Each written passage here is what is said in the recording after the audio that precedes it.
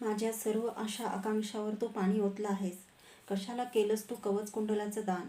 त्या दानानं दानवीर म्हणून त्रैलोक्यात तुझी कीर्ती दुमदुमली असेलही, पण अंगराज याच दानानं वीर म्हणून मात्र समर्थांच्या राज्यातील दान आज तुझ्या उलटं पडलं आहे.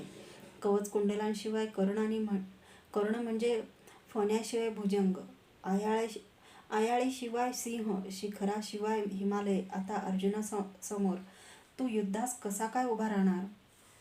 माझ्या कानांची तुटकी पाळी पाहून युवराज दुर्योधनाचं काळीज तिळतिळ तुटत होतं.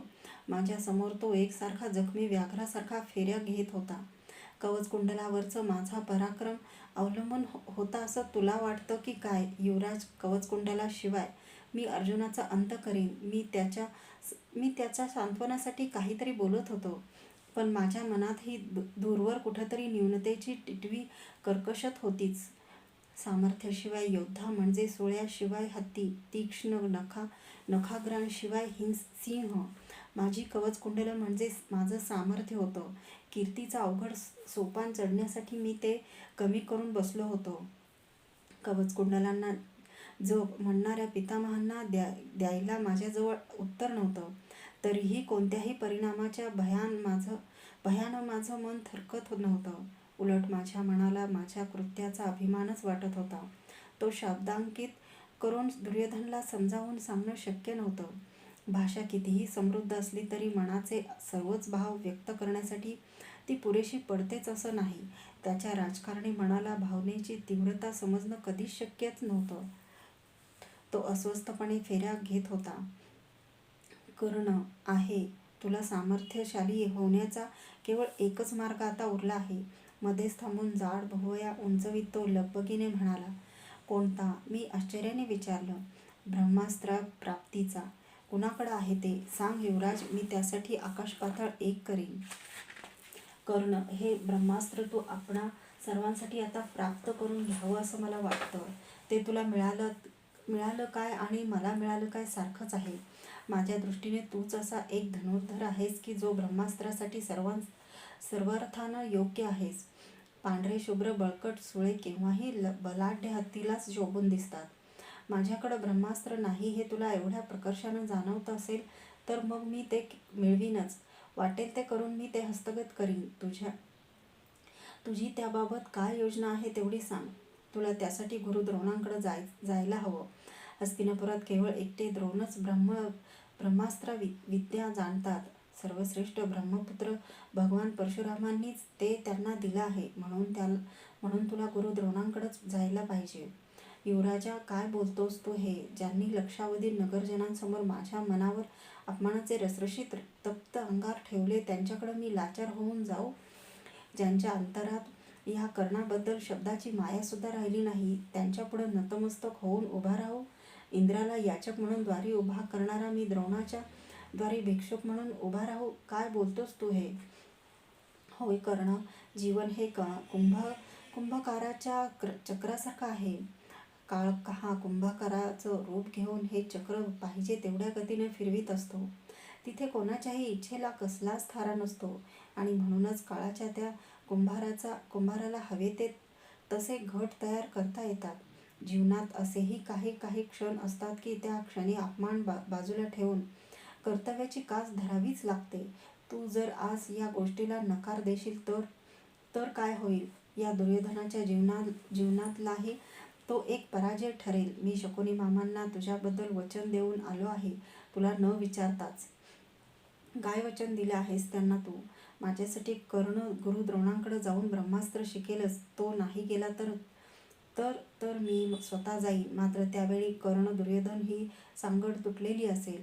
युवराजा, हीच का परीक्षा केलीस तू माझी? तुझ्या प्रेमासाठी वेळ पडल्यास मी त्रैलोक्याला सुद्धा लाथ मारीन, पण त्या द्रोणाच्या दारात हात जोडून मी कसा उभा राहू?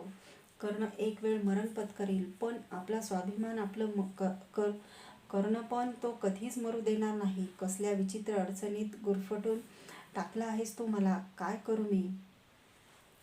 नाही, तुला इतक्या यातना होत असतील तर माझा तुला द्रोणाकडे जाण्यासाठी मुळीच आग्रह नाही. पण लक्षात असू द्या, अंगराज कर्ण दुर्योधन प्रेम करतो तसाच तो कठोर कटुताही जाणतो. यापुढे अंगराज कर्ण हे आर्यावर्तातील एक मान्यवर राजे म्हणून दुर्योधनापुढे येतील, मित्र म्हणून नव्हे. चालतो मी आता. थांबा युवराजा, मी जायला तयार आहे. जे मी स्वतःसाठी कालत्रयीही केलं नसतं ते केवळ तुझ्यासाठी मी करेन. मला नेहमीच उपेक्षेच्या खारट समुद्रात प्राण घुटमळेपर्यंत बुडवणाऱ्या द्रोणाच्या दारातही एक शिष्य म्हणून उभा राहील. केवळ तुझ्यासाठी, तुझ्या माझ्या मैत्रीसाठी आजच राजज्योतिषांना बोलवून घे आणि जाण्यासाठी सुमुहूर्त शोधून काढ. ते ब्रह्मास्त्र आहे. मंगल घटिका पाहून गेलेले बरं. शाबास कर्ण. त्यानं माझा हात हातात घेऊन तो आनंदातिशयानं दाबला. त्याच्या त्या पकडीतून त्याची माझ्याबद्दलची भावना तीव्रतेने प्रकट होत होती. त्याचे डोळे आनंदाने चमकत होते. माझ्याकडं तो भारावून एकटक पाहत होता. त्याच्या घाऱ्या डोळ्यातून मी पूर्वी कधीही पाहिल्या नव्हत्या अशा कृतज्ञ भावना प्रकट होत होत्या. माझ्या मनाच्या गाभाऱ्यात आता केवळ ब्रह्मास्त्र हेच शब्द फेर धरून उलटसुलट नाचू लागले. ते अस्त्र भयंकर मानव संहारक आहे असं मी अश्वत्थाम्याकडून ऐकलं होतं. माझं मन उलटसुलट विचारांच्या तडाख्यात सापडलं. हे ब्रह्मास्त्र कशासाठी निर्माण झालं असावं? ते नुसतंच मानवसंहारक नव्हतं तर त्या अस्त्रामुळं सगळ्याच दृश्य वस्तूंची अक्षरशः राख होणार होती. निशब्द वायूबरोबर केविलवाणी सळसळ करीत ती राख मानवांच्या मूर्खपणाची चर्चा करणार होती. विधात्याच्या या रमणीय जगाच्या निर्मितीला किती लक्षावधी वर्ष लागली असतील, पण या ब्रह्मास्त्रामुळं ते जग क्षणार्धात होत्याचं नव्हतं होणार होतं. समाधानानं जगता यावं यासाठी निसर्गाने मानवाला इतर प्राण्याहून श्रेष्ठ अशी बुद्धी दिली की स्वतःच्या विनाशासाठी तिचा भयानक उपयोग करण्यासाठी ती दिली. ब्रह्मास्त्र वापरणाऱ्या त्या अचाट मानवाला ते मी वापरलं यापेक्षा खरोखरच दुसरं कोणतं समाधान मिळणार होतं? असलं ब्रह्मास्त्र कोणी मिळवावं तरी काय, असा प्रश्न मला विचारला गेला असता तर त्याला नाही असंच उत्तर मी दिलं असतं. कारण माझ्या मूळ स्वभावच शांतताप्रिय होता. आपण जगावं, मानानं जगावं आणि इतरांना सन्मानाने जगवावं हीच माझी खरी विचारसरणी. प्रसंगी वेळ पडल्यास मी स्वतःचं मरण स्वीकारलं असतं, पण केवळ स्वार्थासाठी जगायचंच म्हणून इतरांना पायदळी तुडविणं हे मला कधीच पटणार नव्हतं. शांततापूर्ण सहअस्तित्व हा माझा मूळ स्वभाव होता. पण माझ्या इच्छेचा प्रश्न आता बाकी राहिलाच नव्हता. ते अस्त्र अर्जुनाकडं होतं. मला नेहमीच डिवचणाऱ्या प्रतिस्पर्ध्याकडं होतं. मी ते मिळवलं नसतं तर माझ्या प्रतिस्पर्धाला कसा थोपविणार होतो मी?